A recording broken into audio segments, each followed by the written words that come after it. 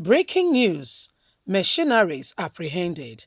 We have been recruited to attack the Vice President, Professor Yemi Osibanjo. Hello, my wonderful people. The mercenaries that were recruited by some people have been apprehended, and it's confession time. And some of them are coming up to say we have been recruited. And I'm saying then call and say job they will come work. Oh. Make them just they attack the vice president, talk everything when they fit talk about and say they bad. My dear, it is called sabotage moment. We are in the period of election, and some feel very offended that the vice president has thrown his heart right into the very same game where our very own brother Shiwaju Ahmed Bola Tinubu has also indicated interest. As a matter of fact, some have called the vice president a traitor. Yesterday being a Good Friday, we saw people woke up in the morning to see in Abuja posters all over the place written the making of the betrayer. It's all over the place. You know, people have called him all sorts and all kinds of names. But the truth of it is that is this guy a betrayer? Or he saw that Nigeria needs help and he could not trust anyone else with the job. Hence, he needed to do the job himself. These are some of the questions we must provide answers to be able to effectively say if he is a betrayer or it's just a figment of speech or some people getting back at him. Machineries apprehended. We have been recruited to attack the Vice President, Professor Yemi Osibanjo. A group, Progressive Lawyers for Professor Yemi Osibanjo, on Saturday raised an alarm over the alleged recruitment of machineries against the Vice President, sequel to his declaration to run for the office of the President of the Federal Republic of Nigeria. A group of young men who were apprehended on Saturday posting posters on who were posting posters all over Abuja saying the making of the betrayer, who were apprehended posting posters all over Abuja, and they said they've been recruited to demean the vice president and to discredit him at all level. The group conveyor, Dr. Kayode Ajulu, in a statement said the attack was aimed at demarketing the vice president. He said that all efforts were being made to mellow the vice president, while alleging that about 6 different characters were said to have been sent to Ogun State, Ikane, his hometown, for the onslaught. This, he said, was to get requested information about his young age that could allegedly discredit him and also recruit his kingsmen against him in his state, all in an effort to marginalize the vice president and to make him seem unfit for office. Ajalu said, but it is a pity that they are doing this to someone who has warned all his supporters not to attack those who are recruiting these people to abuse him. So, in days to come, do not be surprised to see more fabricated lies, conversation, fake allegations. But the question you need to ask yourself is why all these now? We know them.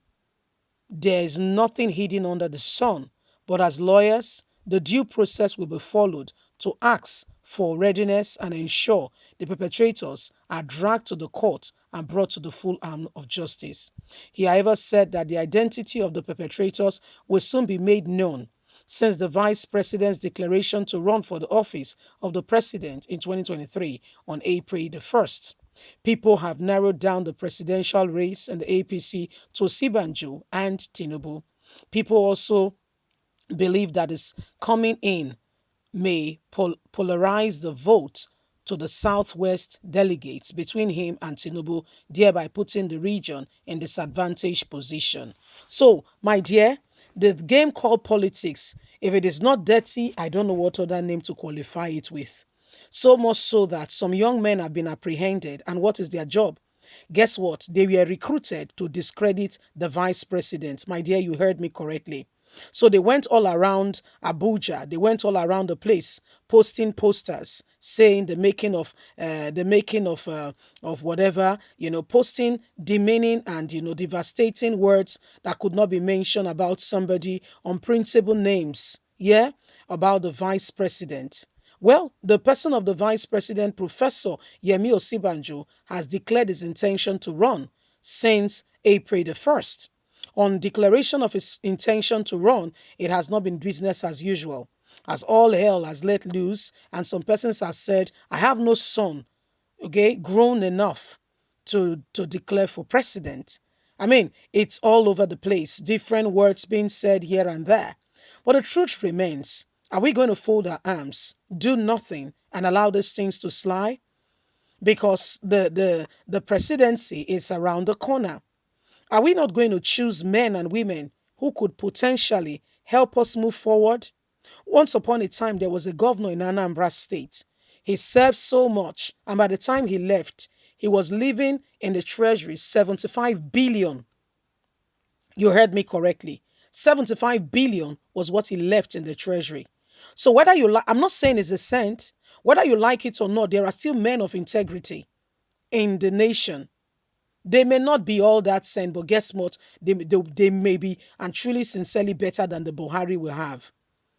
They may not dot all their I's, cross all their T's, but they will definitely dot some I's and cross some T's. So much so that at the end of the day, we are better people. Have you taken a close look at our educational system?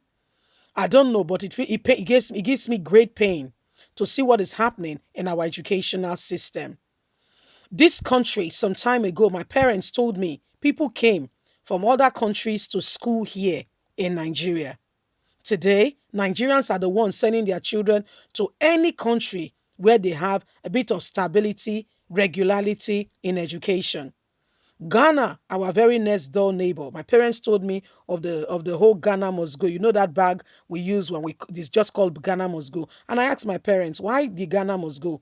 And they gave me the episode of what happened with regards to Ghana must go.